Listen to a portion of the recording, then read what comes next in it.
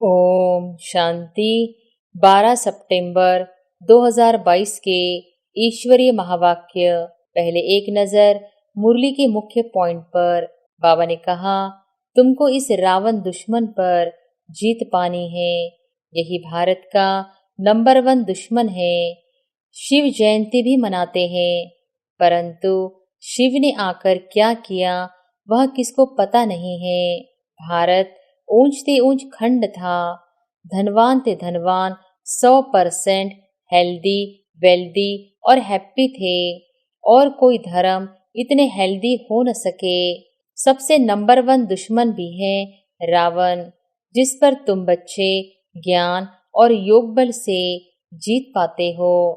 और फिर बाबा ने कहा, बाप राजयोग सिखला रहे हैं, इनको ज्ञान और योग बल कहा जाता है।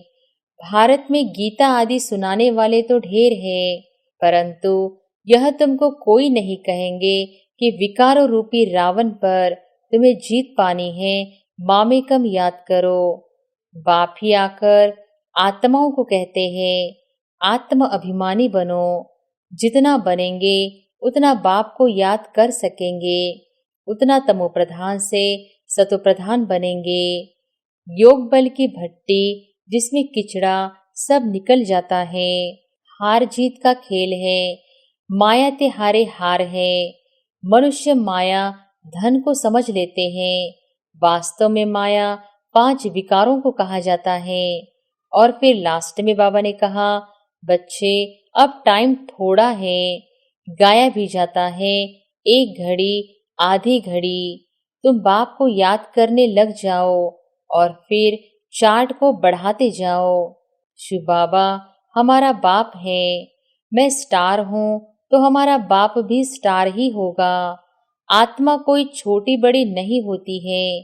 बाबा भी स्टार है, परंतु वह सुप्रीम है। हम बच्चे उनको फादर कहते हैं। शिव बाबा तो उनको वारिस बनाना चाहिए ना। यह समय ऐसा आ रहा है जो कोई किसका क्रियाकर्म करने वाला ही नहीं रहेगा। इसलिए बाप कहते हैं, देह सहित सब कुछ त्याग, ट्रस्टी हो, श्रीमत पर चलते जाओ। और अब सुनते हैं महावाक्यों को विस्तार से। मुरली का सार। मीठे बच्चे, तुम्हारा नंबर 1 दुश्मन रावण है, जिस पर ज्ञान और योग बल से जीत पानी है। तमो प्रधान से सतो प्रधान जरूर बनना है। प्रश्न है, महीन ते महीन और गुह्य बात कौन सी है जो तुम बच्चों ने अभी समझी है? उत्तर है, सबसे महीन से महीन बात है कि यह बेहद का drama second by second shoot होता जाता है। फिर 5000 वर्ष बाद वही रिपीट होगा। जो कुछ होता है कल्प पहले भी हुआ था, ड्रामा अनुसार होता है, इसमें मूंझने की बात ही नहीं। जो कुछ होता है nothing new, second by second drama की रील फिरती रहती है। पुराना मिटता जाता, नया भरता जाता है। हम पार्ट बजाते जाते हैं, वही फिर शूट होता जाता है। ऐसी गुह्य बातें और कोई समझा न सके। गीत है, ओम नमः शिवाय। ओम शांति। बच्चों ने गीत सुना कि एक ही सहारा है दुख से छूटने का। गायन है ना, सबका दुख हरता सुख करता एक ही भगवान है। तो जरूर एक ही ने आकर सबका दुख हरा है और बच्चों को सुख शांति का वर्षा दिया है, इसलिए गायन है। परंतु कल्प को बहुत लंबा चौड़ा बताने कारण मनुष्य कुछ भी समझ नहीं सकते। तुम जानते हो कि बाप सुखधाम का वर्षा देते हैं और रावण दुखधाम का वर्षा देते हैं। सतयुग में है सुख, कलयुग में है दुख। यह किसकी बुद्धि में नहीं है कि दुख हरता सुख करता कौन है। समझते भी हैं कि जरूर परमपिता परमात्मा ही होगा। भारत सतयुग था, लक्ष्मी नारायण का राज्य था। यह कहते हुए भी जो शास्त्रों में सुना है कि वहां यह कंस जरासंधी रावण आदि थे, इसलिए कोई बात में ठहरते नहीं हैं। तुम जानते हो यह सब खेल है। तुम्हारी बुद्धि में है कि हमारा दुश्मन पहले पहले रावण बनता है। पहले तुम राज्य करते थे, फिर वाम मार्ग में जाकर राजाई गंवा दी। इन बातों को तुम ब्राह्मण बच्चे ही जानते हो। तुम्हारा और किसी दुश्मन तरफ अटेंशन नहीं है। तुम जिसको दुश्मन समझते हो वह किसकी बुद्धि में नहीं होगा। तुमको इस रावण दुश्मन पर जीत पानी है। यही भारत का नंबर 1 दुश्मन है। शिव बाबा जन्म भी भारत में ही लेते हैं। यह है भी बरोबर परमपिता परमात्मा की जन्मभूमि। शिव जयंती भी मनाते हैं, परंतु शिव ने आकर क्या किया वह किसको पता नहीं है। तुम जानते हो भारत ऊंच ते ऊंच खंड था। धनवान थे धनवान 100% हेल्दी वेल्दी और हैप्पी थे। और कोई धर्म इतने हेल्दी हो न सके। बाप देखो किसको बैठ सुनाते हैं। अबलाएं कुब्जाएं साधारण। वह साहूकार लोग तो अपने धन की ही खुशी में हैं। तुम हो गरीब ते गरीब। नहीं तो इतनी ऊंचे ते ऊंची पढ़ाई ऊंचे मनुष्यों को पढ़नी चाहिए, परंतु नहीं, पढ़ते हैं गरीब साधारण। तुम कुछ भी शास्त्र आदि नहीं पढ़े हो तो बहुत अच्छा है। बाप कहते हैं जो कुछ सुना है अथवा पढ़ा है वह सब भूल जाओ। हम नई बात सुनाते हैं। सबसे नंबर 1 दुश्मन भी है रावण, जिस पर तुम बच्चे ज्ञान और योग बल से जीत पाते हो।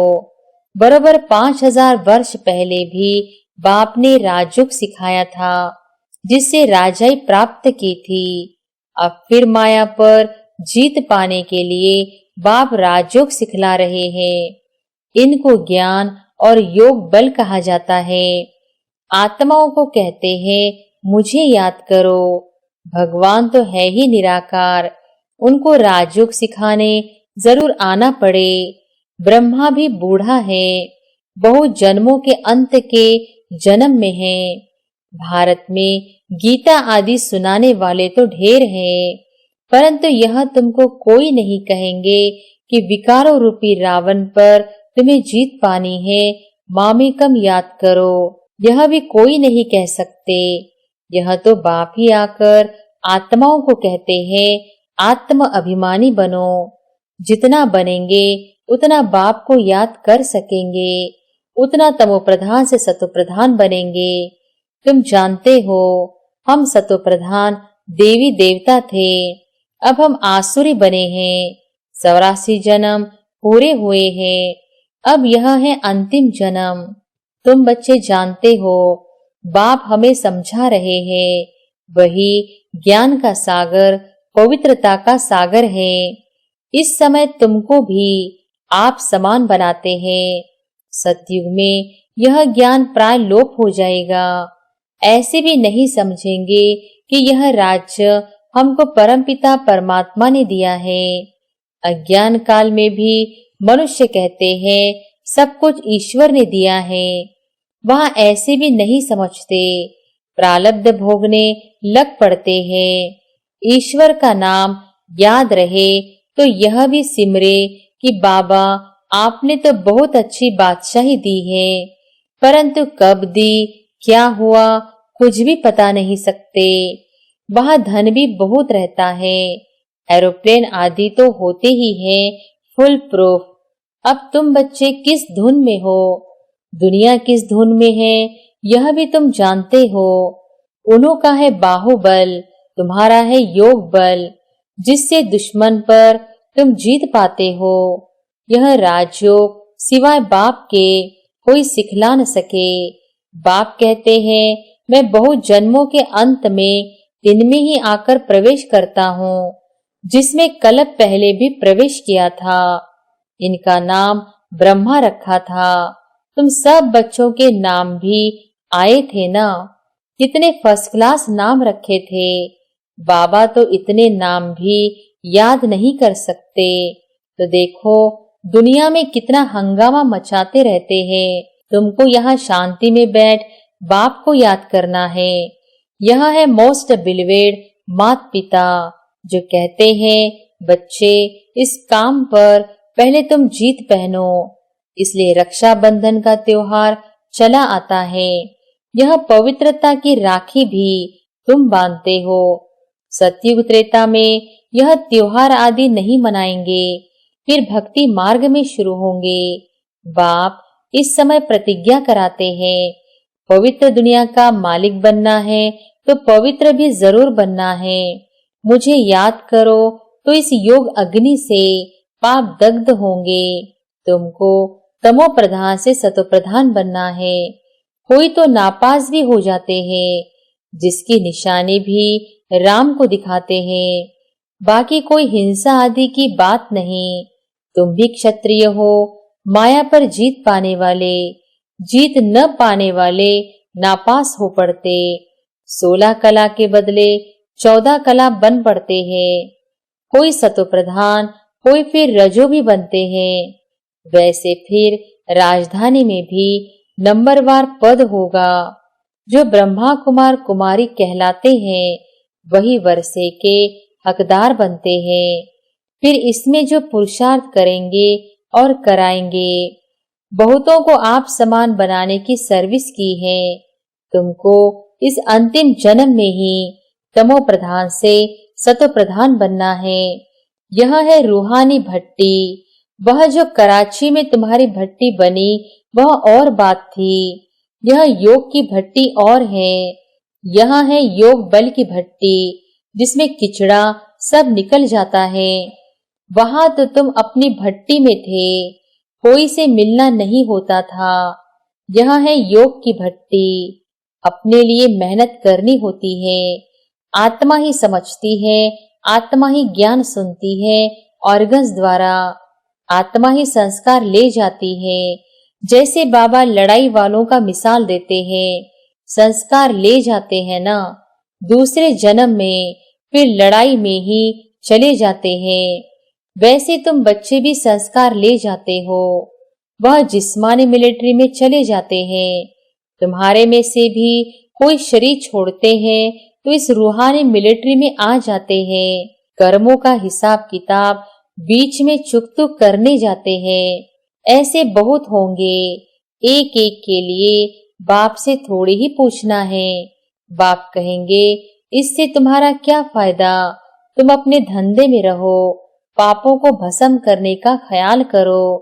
यह भोग आदि जो लगाते हैं यह भी ड्रामा में है।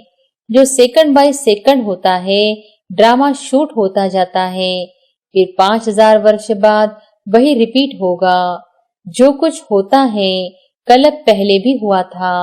ड्रामा अनुसार होता है, इसमें मूझने की बात ही नहीं। जो कुछ होता है nothing new. Second by second drama की रील फिरती रहती है। पुराना मिटता जाता, नया भरता जाता है।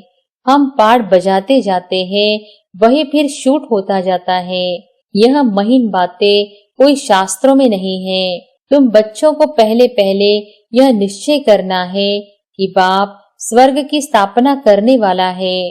बरोबर भारत को बाप से स्वर्ग का वर्षा मिला था, फिर कैसे गवाया यह समझाना पड़े। हार जीत का खेल है, माया ते हारे हार है। मनुष्य माया धन को समझ लेते हैं। वास्तव में माया 5 विकारों को कहा जाता है। कोई के पास धन होगा तो कहेंगे इनके पास माया बहुत है। यह भी किसको पता नहीं है। अब कहाँ प्रकृति कहाँ माया, अलग अलग अर्थ है। मैगजीन में भी लिख सकते हो कि भारतवासियों का नंबर 1 दुश्मन यह रावण है, जिसने दुर्गति को पहुंचाया है। रावण राज्य शुरू होने से ही भक्ति शुरू हो जाती है। ब्रह्मा की रात में भक्ति मार्ग में धक्के ही खाने पड़ते हैं। ब्रह्मा का दिन चढ़ती कला, ब्रह्मा की रात उतरती कला। अब बाप कहते हैं इस माया रावण पर जीत पानी है। बाप श्रीमत देते हैं श्रेष्ठ बनने लिए। लाडले बच्चे मुझ बाप को याद करो, विक्रमाजीत बनने का और कोई उपाय है नहीं। तुम बच्चों को भक्ति मार्ग के धक्कों से छुड़ाते हैं। अब रात पूरी हो, प्रभात होती है। दिन माना सुख, रात माना दुख। यह सुख दुख का खेल है। बाप यह सब राज बताकर तुमको त्रिकालदर्शी बनाते हैं। अब जो जितना पुरुषार्थ करे, बीज और झाड़ को जानना है। बाप कहते हैं बच्चे, अब टाइम थोड़ा है, गाया भी जाता है, एक घड़ी आधी घड़ी। तुम बाप को याद करने लग जाओ और फिर चार्ट को बढ़ाते जाओ। देखना है कि हम श्रीमत पर बाबा को कितना याद करते हैं। बाप तो है सिखलाने वाला, पुरुषार्थ हमको करना है। बाप तो है पुरुषार्थ कराने वाला, बाप का तो लव है ही। बच्चे बच्चे कहते रहते हैं, उनके तो सब आत्माएं बच्चे ही ठहरे। फिर ब्रह्मा कुमार कुमारी भाई बहन हो गए। वर्षा तो दादे से मिलता है, ईश्वरीय औलाद। फिर प्रजापिता ब्रह्मा मुख द्वारा तुम ब्राह्मण बने हो, फिर देवता वर्ण में जाएंगे। क्लियर है ना? आत्मा समझती है शिव बाबा हमारा बाप है। मैं स्टार हूँ तो हमारा बाप भी स्टार ही होगा। आत्मा कोई छोटी बड़ी नहीं होती है। बाबा भी स्टार है, परंतु वह सुप्रीम है। हम बच्चे उनको फादर कहते हैं।